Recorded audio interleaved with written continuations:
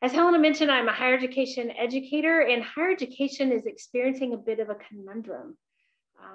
Because of the pandemic, we've seen incredible upheaval around how students are going to college, and more importantly, how they are not going to college.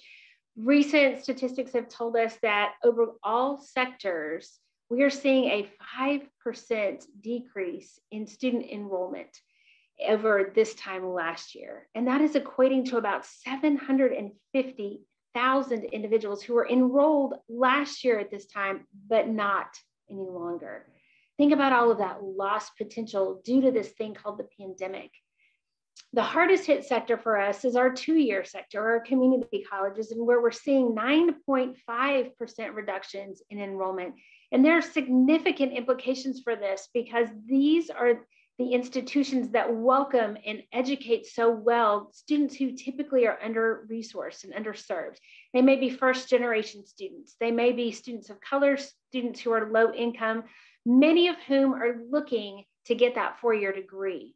And in that regard, it should alarm each and every one of us that when students start at the community college, 6 out of every 8 intend to get a bachelor's degree. Yet at the end of 6 years, only 14% of those students have realized that goal.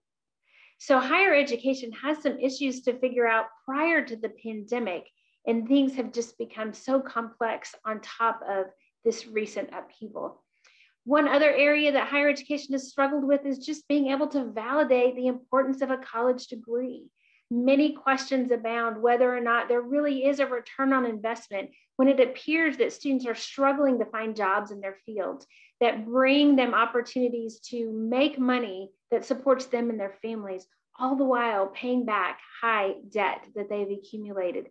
So as you can see, higher education is spending a lot of time proving itself and also figuring out how to maneuver in this new landscape that we have. But if you're a higher education educator like myself, and you might be watching this today, I suspect none of this is new news to you, and probably not to the casual observer. You are in the thick of things right now, trying to really wrestle with those important questions of how to make higher education, particularly at your institution, accessible to more people, and to do it in a way that allows your institution to remain fiscally viable. Those are very difficult things. And there are lots of folks in think tanks across the country really coming together to determine ideas on how to reimagine higher education. And in my part of the world, I think that there's a solution that might be even more accessible than we might know. It might be right under your nose, as a matter of fact. If you are one of those higher education educators who is committed to that mission of higher ed, to educate as many well-qualified, diverse individuals, and to create graduates who can step into jobs fully prepared and can enrich their society and their environments very quickly, then I urge you with all sincerity to invest in transfer students. Now, why transfer? Prior to the pandemic, we know that for quite some time now, approximately 40% of all college-going students in the United States were transfer students. And of that 40%, 25% of those students transfer more than one time. Now that equates to a tremendous amount of transition and a lot of opportunities to experience bumps in the road for our students. It also illustrates that our students are mobile and that mobility is reality.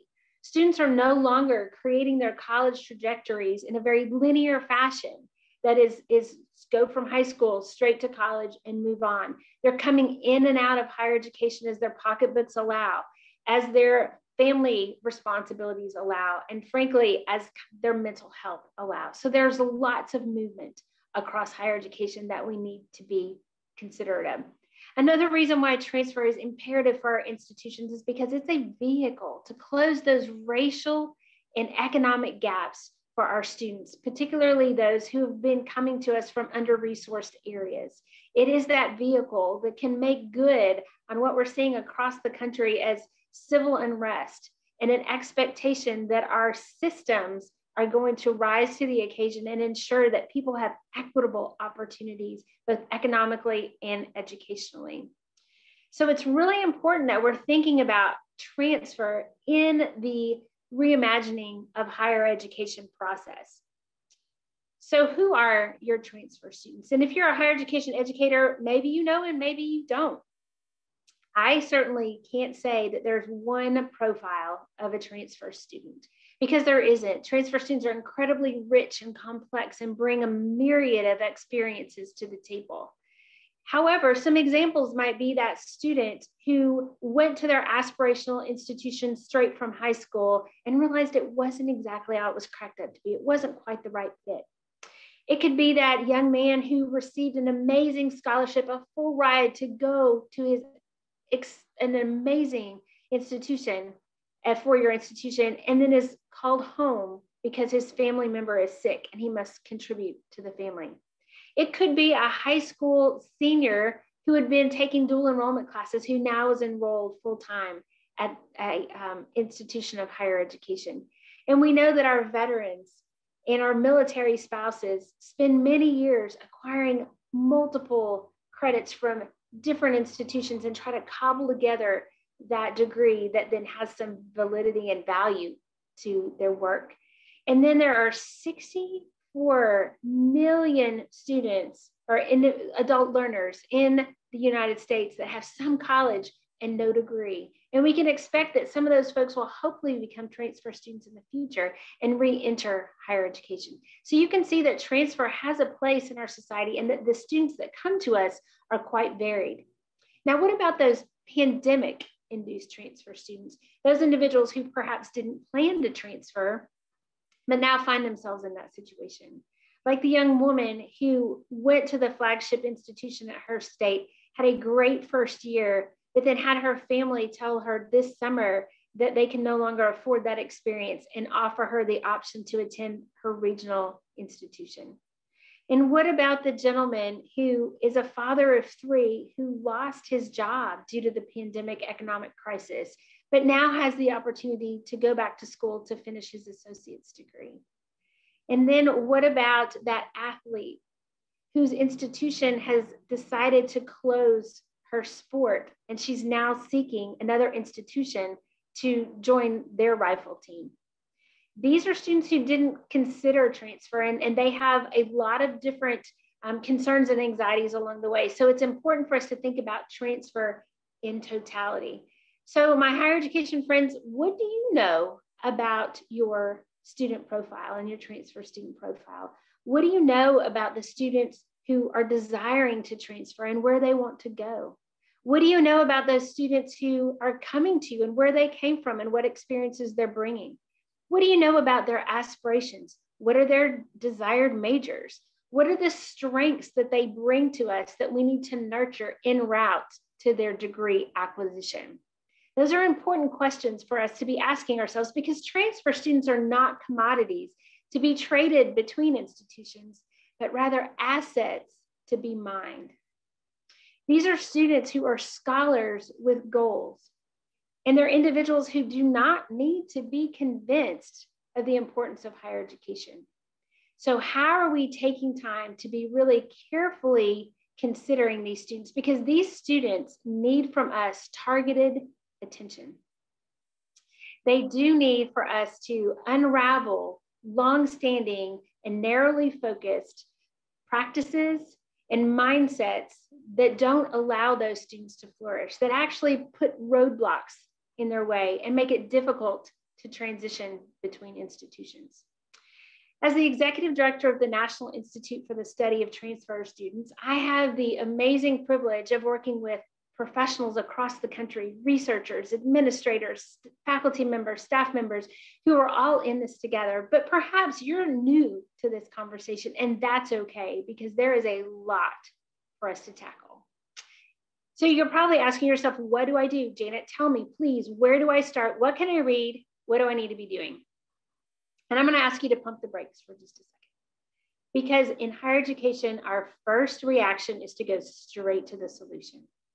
And I'm going to ask you to back up just a little bit and let's imagine the ideal.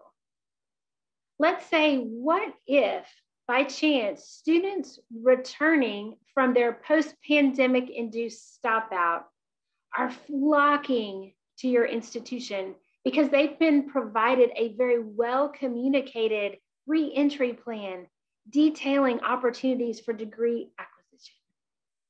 What if your students at your institution are incredibly engaged in the classroom and are finding themselves moving rather quickly towards graduation because they have the financial aid and scholarship resources to have quit 2 of the jobs that were necessary to support their families and can now focus on their college pursuits? And what if your persistence and graduation numbers demonstrate your commitment to providing a racially balanced workforce, well prepared, entering into your communities? That is value that you can provide. So this is just a tiny glimpse of the future that I believe is possible for our transfer students and the institutions that serve them. But it's important for you to determine that for yourself. What is your vision for your transfer students, and how can you develop that? We're not jumping ahead to figure out your institutional vision because it begins with you, the transfer champion, and where do you stand in creating opportunities for your students? So where to start?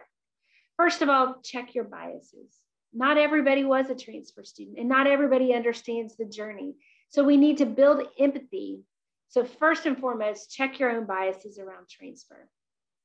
Secondly, establish your own data-informed and contextually rich notion of what transfer looks like for your students on your campus. Take that data that you get from your institutional research office and disaggregate it by racial groups, by other important populations like veterans, adult learners, and first-generation students. Then also find those transfer champions who are working directly with students and learn what they know about your student population. Learn what they know about what works and doesn't work based upon your policies and your processes. And then finally, and most importantly, walk a mile in your students' shoes. Spend time talking to those individuals and check your ego in that process. Be sure not to get defensive whenever you're hearing things that are uncomfortable to hear about ways you are failing those students.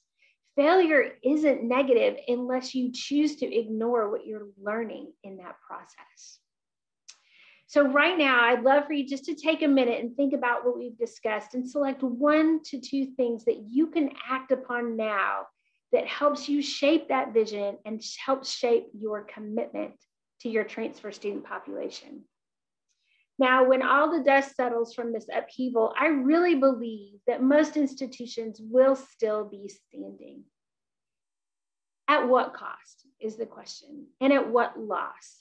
It's important for us to really think about what we want normal to look like. And I urge you to resist the temptation to run back and make things exactly as they were in February of 2020.